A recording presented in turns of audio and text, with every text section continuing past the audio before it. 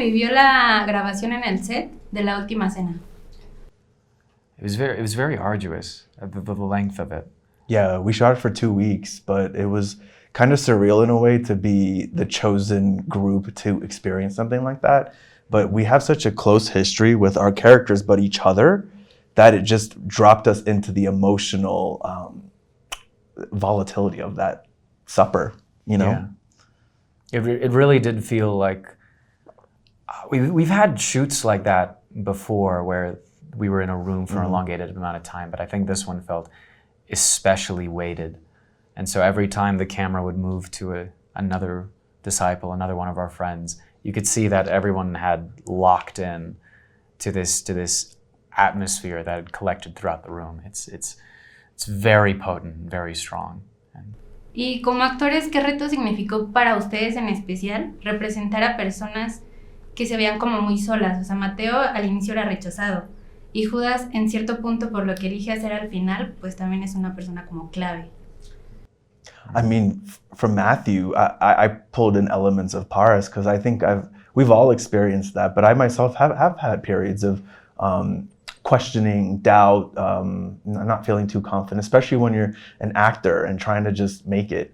And I kind of put that into Matthew, but it's cool because through Matthew's journey, it's actually strengthened me a bit and given me that confidence. And so I always like to, I take away stuff from playing Matthew as well, but it's always been a welcome challenge because ever since I got the part, it's just been an honor to be an ambassador to the neurodivergent community, but I've also used that to kind of light a fire in me to always do my best. So I'm always trying to find ways to dig deeper into Matthew and show it on the show.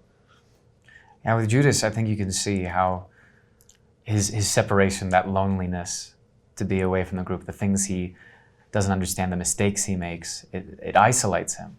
And in that isolation, I think you can find, as with anyone, a form of desperation, a need to feel an understanding, and almost a prideful sense of wanting to at least be in control of your life. Because without that control, you can spiral and feel extremely desperate, like a need for purpose. And especially in this season, I think you can see Judas's need for purpose, a need to belong, a want to feel like his life and his existence matters.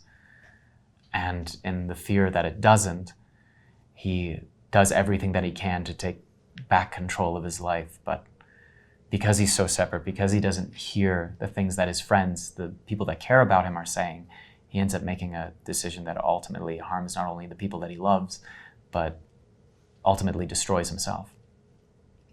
Vemos a un Mateo que nos demuestra en las escenas lo difícil que es perdonar. Para Paras, ¿qué consejo nos daría para los que tenemos como conflicto con el perdón?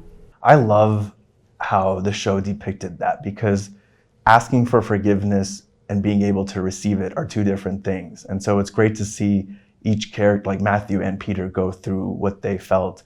And from the audience, I would like to suggest to watch that, but also watch it with an open heart, because sometimes our ego might get in the way of apologizing. And you saw that in Matthew a while, that, oh, he wronged me, he did this to me, but he didn't realize what he was doing to somebody else.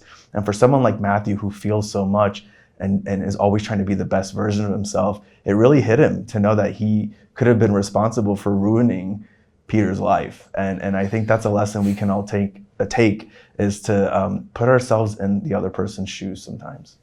Thank you.